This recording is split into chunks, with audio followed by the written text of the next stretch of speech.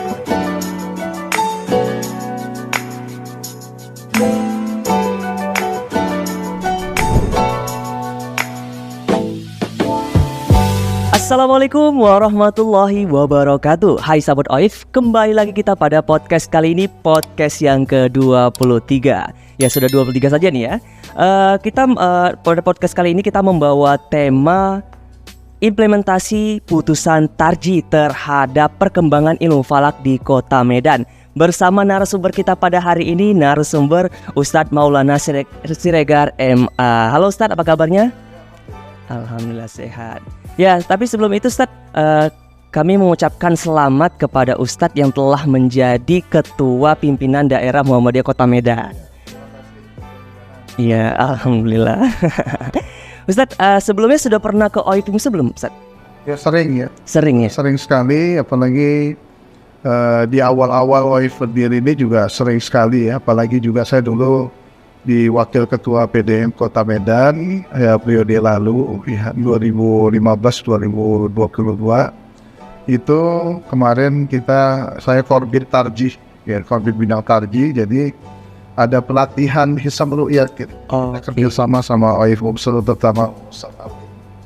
Yang terakhir kali berada di OIF UMSL itu pada kegiatan apa itu Ustaz? Masih ingat tidak? Ya masih kan juga, terutama pada pelatihan itu. Pelatihan itu ya, itu yang terakhir. Sekali, bukan hanya itu saja. Ada beberapa momen-momen.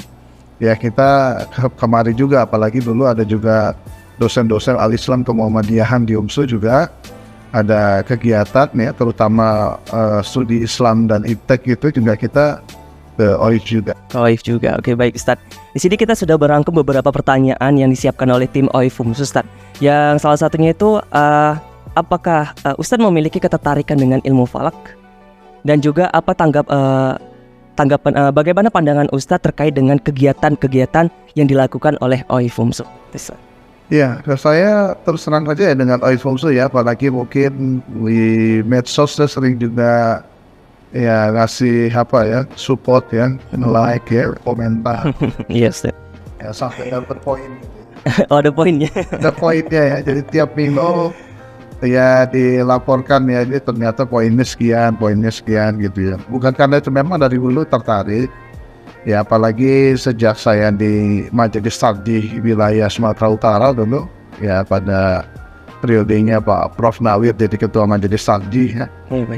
Dan bahkan waktu itu sebelum OIF berdiri, kalau nggak salah ini terinspirasi oleh seminar nasional penetapan awal Ramadan dan Idul Fitri. Waktu itu Majelis Tarjih Wilayah Muhammadiyah Sumatera Utara, waktu periode Pak Nawir itu saya jadi ketua panitianya waktu itu. Kita mengundang 3 narasumber, Pak Prof Samsul ya dari Muhammadiyah, kemudian waktu itu masih ketua Majelis Tarjih, kemudian dari NU, dari Al-Wasliyah.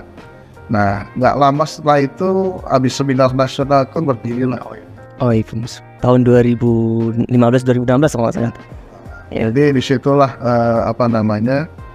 ketertarikan saya ya. Jadi apalagi kita selalu dihadapkan pada penetapan hari raya yang berbeda gitu ya. Jadi dari situlah Muhammadiyah selalu dapat pertanyaan-pertanyaan tentang itu ya. Mau tidak mau kita orang yang di bidang tarjih harus paham. Oke, baik Ustadz. Oke Ustadz, yang ini ada lagi pertanyaan yang kedua nih Ustadz ya. Tidak banyak yang kami melihat Ustadz atau penceramah yang punya perhatian khusus terhadap ilmu falak, khususnya di Sumatera Utara. Padahal banyak sekali putusan tarjih yang terkait dengan ilmu falak ini. Terus untuk menurut Ustadz nih, seberapa penting ilmu falak untuk diketahui oleh dai-dai muda Muhammadiyah, dai-dai Muhammadiyah seperti itu? Iya. Ilmu falak ini ya, terutama ilmu hisab ya, astronomi, itu memang harus diketahui oleh para dai-dai Muhammadiyah ya. Apalagi ini kan kita bukan dari sekarang aja ya, dulu-dulu juga harus seperti itu. Nah, apalagi kemarin ini kan kita lihat peristiwa ya perbedaan hari raya. Iya, Ramadan kemarin ya. Itu ya, sampai menimbulkan ada orang dari salah satu lembaga riset. Iya, benar. Menyatakan kita apa namanya ya, halal darahnya, Iya, iya, iya. macam-macam lah ya. Dan kemudian tuduhan-tuduhan yang tidak berdasar begitu ya. Jadi ini sangat penting sekali ya, apalagi masyarakat itu juga perlu pencerahan, penjelasan. Nah, saya hampir setiap Ramadan itu atau dalam setiap kegiatan-kegiatan ini selalu menyampaikan ya, terutama tentang masalah hisab ru'yat ini. Apalagi ini juga sudah merupakan keputusan tarji tahun 2000 di Jakarta dan kemudian Munas Tajdi di 2003 di Padang. Dan situlah nanti keluar buku pedoman hisab Muhammadiyah. Oke. Jadi dari situlah kita memang dai-dai Muhammadiyah yaitu harus menguasai, paling tidak bisa memberikan penjelasan di masyarakat ya, kenapa terjadi perbedaan hari raya, ada hisab, ada ru'yat, itu harus bisa diberikan pemahaman pada masyarakat ya. Bahkan warga kita sendiri juga masih banyak yang belum tahu. Jadi ini penting sekali menurut saya ilmu ini ya, terutama bagi para dai. Untuk memunculkan atau memunculkan keilmuan falak untuk dai-dai muda ini bagaimana kira-kira dari pimpinan daerah Muhammadiyah sendiri? Ya, saya ya dengan diamanahkannya nanti menjadi ketua dari PD Muhammadiyah ini ya, Kota Medan ya, saya akan melanjutkan apa yang sudah saya buat pada periode lalu ya. Jadi pelatihan hisab ru'yat ini akan saya buat berjenjang terus. Oke. Ya, jadi kita terus kerjasama dengan OIF ya, saya sudah bangun hubungan bagus selama ini kan. Apalagi OIF juga sangat terbuka sekali ya. Nah, jadi memang kendalanya waktu itu adalah karena pusat-pusat kita ini kan basicnya banyak yang nggak matematika ya. Iya. Karena kita tahu bahwa rumus-rumusnya juga itu kiblat semuanya kita lihat waktu itu. Jadi pesertanya banyak berguguran karena itu tadi ya, dengan rumus-rumus itu ya, karena memang sangat sulit ya. Dan kemudian yang kedua waktu untuk mengikuti kursus itu gitu. Jadi memang kedepannya memang kita terus menyiapkan kader-kader, apalagi nanti kita akan membuat sekolah tarji ya. Oke. Dan juga pengkaderan ulama tarji, dan salah satunya materi ini harus disampaikan. Oke, baik Ustaz. Sebagai pengurus Tarji Kota Medan, bagaimana pengetahuan warga persyarikatan kita terkait dengan perbedaan penetapan hari raya tadi kan sudah kita bicarakan. Contohnya misalkan yang paling terdekat itu hari raya Idul Adha. Ya, apakah warga persyarikatan sudah dewasa menyikapi perbedaan ini? Apakah warga persyarikatan sudah paham mengapa adanya perbedaan? Ya. Kalau kita insya Allah ya warga Perserikatan Muhammadiyah kan ya hampir rata-rata kalau kita lihat adalah dari kalangan terpelajar ya, intelektual ya banyak orang-orang berpendidikan ya. Jadi kalau mereka yang sudah biasa dengan ini itu hal yang biasa saja, karena memang orang-orang yang intelektual berpendidikan itu ya pasti akan menerima pemahaman tentang hisab ya.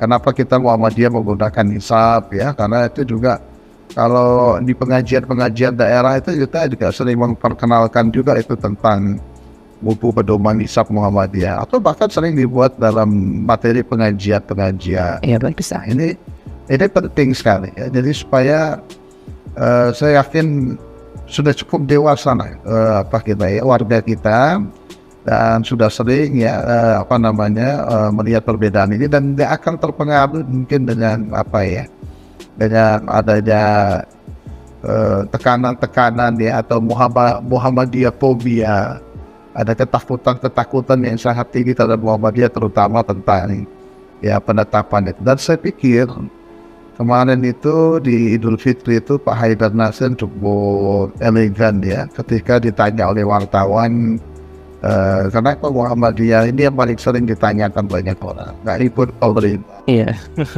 Kayak pemerintah. Iya, benar. Kan gitu ya. Ternyata luar biasa jawaban Pak Haidar itu. Ini kan persoalan ijtihad. Nah, artinya ada yang menggunakan ru'yat, ada yang menggunakan hisab ya. Jadi ada yang imkan ru'yat ya, 3 derajat yang ditetapkan oleh pemerintah lewat MABIMS itu. Nah, jadi dengan adanya itu ya, artinya apa ya, kita lebih punya wawasan ya.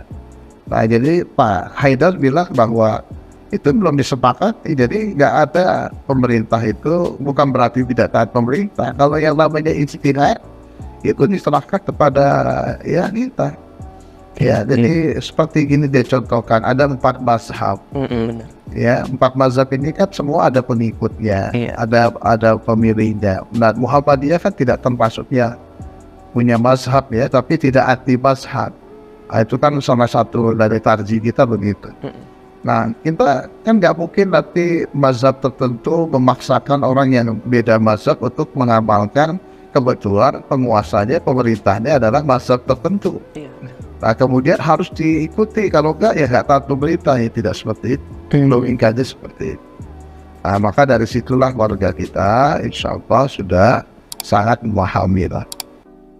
Tapi sebelumnya kalau pernah nggak terjadi pergesekan ketika di hari raya Idul Fitri atau hari raya Idul Adha di Sumatera Utara sendiri sebelumnya, Pak?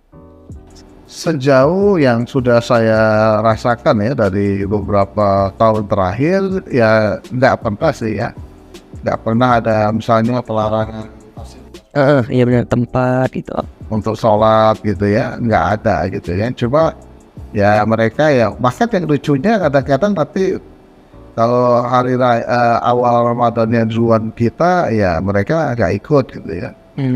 Tapi nanti kalau ada yang Idul Fitri atau Idul Adha cepat ya mereka ikut gitu. Malah sebaliknya seperti itu maaf. Gitu. Cukup aneh juga ya. Oke. Tapi kalau terkait ini nih, kan bentar lagi tadi saya sebutkan ada hari raya Idul Adha. Itu bagaimana sih umat Islam dapat menyikapi perbedaan penentuan hilal hari raya Idul Adha seperti itu? Ya, ini kan diawali kan dengan 1 Zulhijjah dulu ya. 1 Zulhijjah ya. Dari 1 Zulhijjah dulu ya, baru kemudian kita tahu kapan hari Arafahnya, tanggal 9 Zulhijjah, baru 10 Zulhijjahnya. Berdasarkan maklumat PP Muhammadiyah kan, yang sudah dikeluarkan jauh-jauh hari kan. Kalau nggak salah nanti juga 29 Zulqa'dah itu posisi hilal kan saat itu di posisi 1 derajat ya. Nah, kalau pemerintah kan kebetulan memang pakai 3 derajat kalau lihat. Iya benar. Nah, sehingga kalau masih di bawah itu ya potensi perbedaannya sangat besar. Sangat besar ya. Beda waktu awal Ramadan ya, atau awal Ramadan kemarin kan sudah 7 derajat, di atas 3 derajat. Pokoknya di atas 3 derajat sudah pasti ya sama. Walaupun nanti ada sidang-sidang segala. Iya. Cuma tadi pas di akhir aja kita beda sama pemerintah. Itu nah, jadi itu nanti ya di 1 Zulhijjah lah penentuannya. Nah, saya memang melihatnya pemerintah kan sudah buat 2 kalender libur nasional kan. Iya. Berdasarkan SKB 3 Menteri itu. Jadi dibuatlah tanggal 28 dan 29 gitu ya, hari libur. Nah, jadi memang secara hisab ya mereka sudah tahu kan gitu. Tapi secara ru'yat ya tunggu sidang isbat dulu lah kalau menurut mereka. Oke, baik. Kalau saat ini Majelis Tarjih dan Tajdid Pimpinan Pusat Muhammadiyah terus mensosialisasikan kalender Islam global tunggal dengan prinsip 1 hari 1 tanggal di seluruh dunia. Ini bagaimana pandangan Ustadz terhadap kalender Islam global tunggal tersebut dan bagaimana upaya mendukung hal ini bisa terwujud?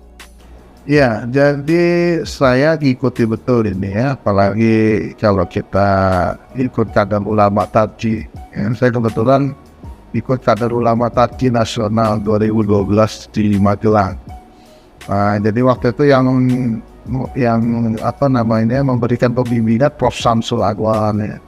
Ini luar biasa nih Prof. Samsul ini ya. Kemudian ada Ustadz Oman Fatur Rahman ya dari pimpinan pusat ya. Kemudian Pak Profesor Susiknan Azhari ya dan sebagainya. Itu yang pakar-pakar dari hisab ya.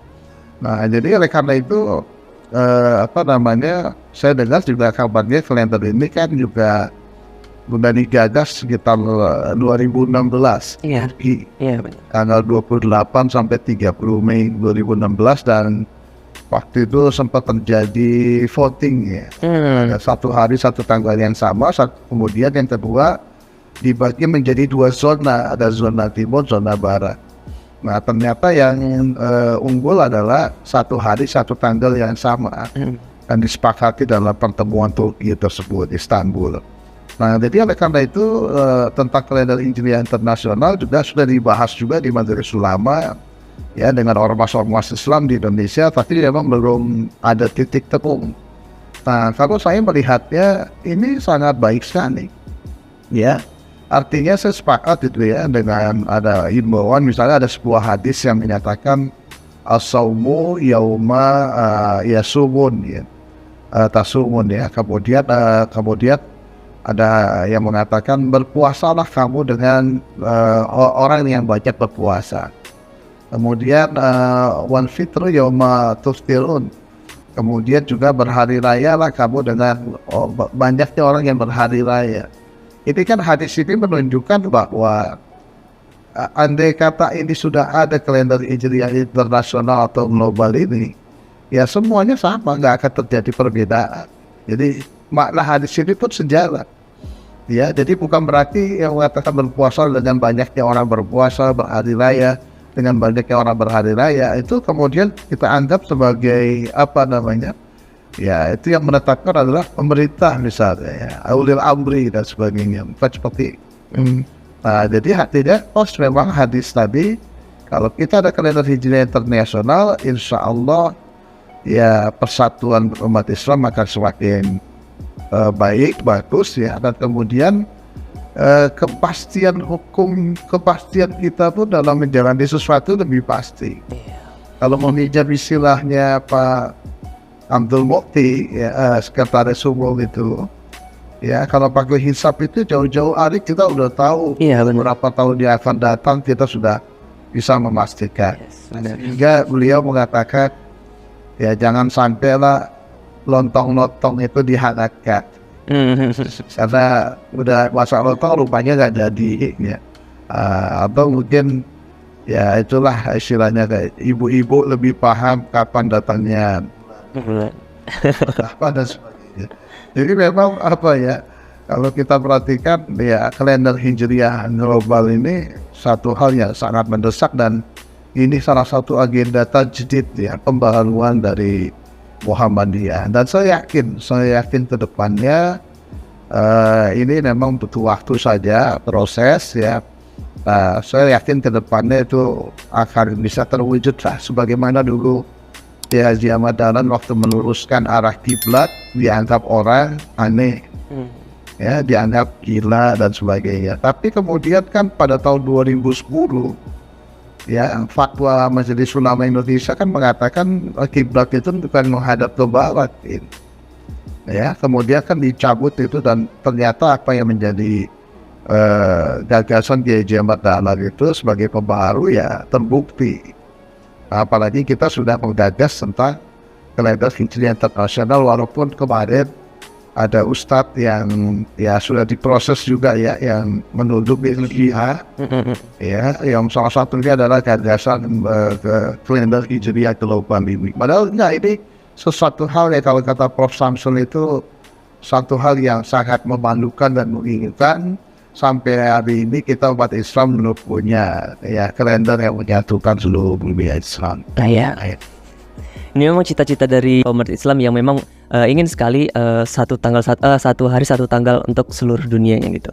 Tapi setelah itu selanjutnya untuk terkait dengan keputusan tarjih terkait perubahan waktu subuh.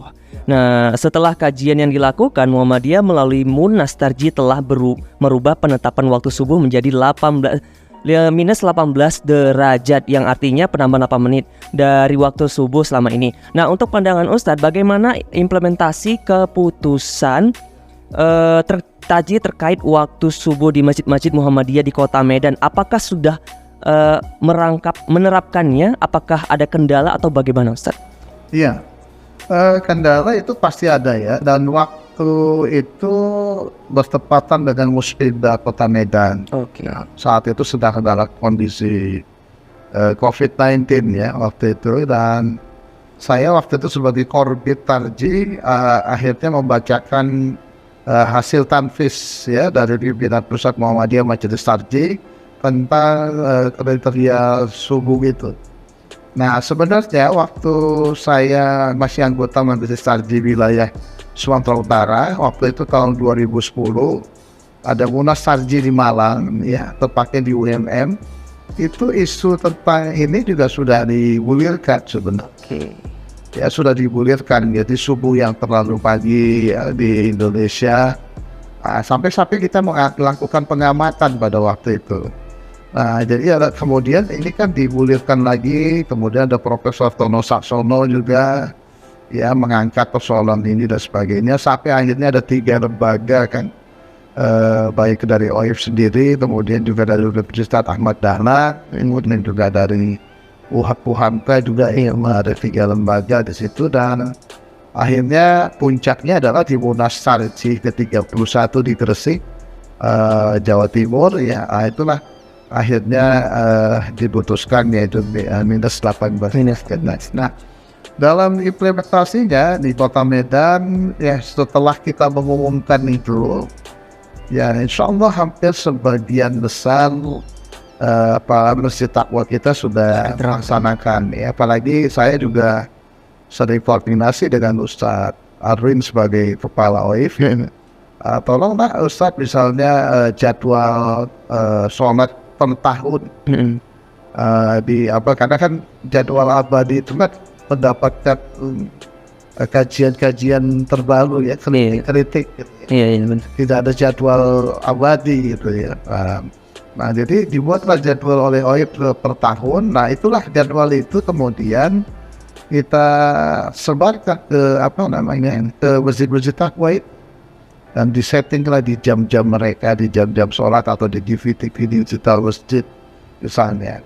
Nah akhirnya itulah ya kemudian dipraktekkan oleh beberapa masjid, dan ada juga yang belum ya, mungkin pertimbangannya takut apalah bersinggungan dengan umat Islam yang lain atau menjadi sesuatu apa. Dan tapi sebagian besar saya keliling Kota Medan misalnya ke beberapa masjid takwa ya, alhamdulillah sudah diimplementasikan hasil tanfis.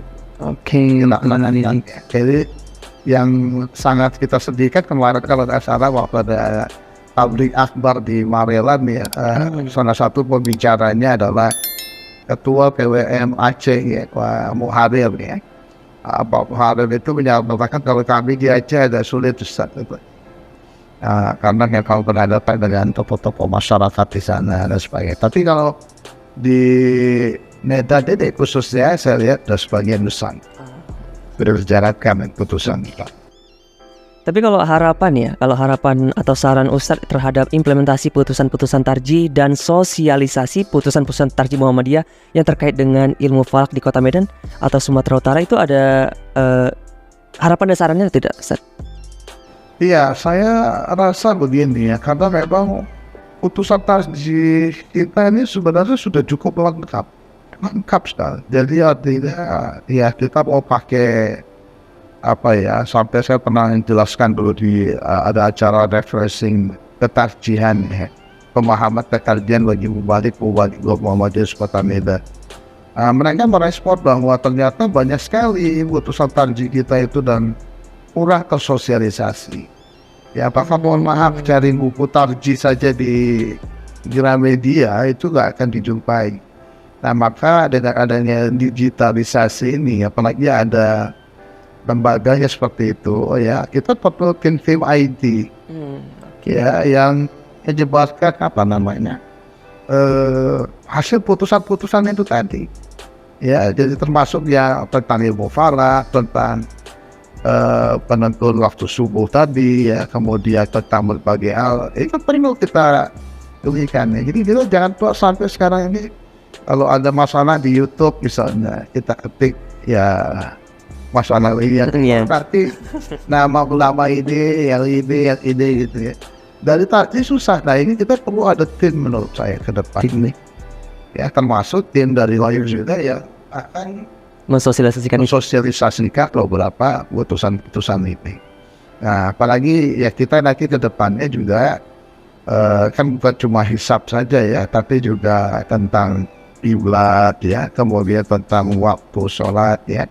Nah, itu nanti kita juga masalah kiblat ini akan melakukan pendataan ulang di pimpinan daerah Muhammadiyah Kota Medan ini terhadap masjid-masjid ya yang belum meluruskan kiblat atau melakukan cek ulang. Karena memang masih kita dengar juga ada beberapa masjid yang luar biasa melecehnya jauh sekali gitu. Iya, kadang-kadang sampai 20 derajat Ustaz. Ya, kabarnya saya dengar sudah mulai ada globalisasi kayaknya. Ya, mudah-mudahan ini bisa kita laksanakan. Oke, baik Ustaz. Itulah tadi penjelasan dari narasumber kita Ustaz Maulana Siregar, MA. Terima kasih Ustaz, ini sudah semua pertanyaan yang sudah Ustaz jawab dari yang pertanyaan-pertanyaan sudah kita rangkum. Mungkin nanti ada podcast selanjutnya, podcast yang ke-24, kita nanti bisa mengundang dari narasumber-narasumber lainnya terkait dengan ilmu falak khususnya.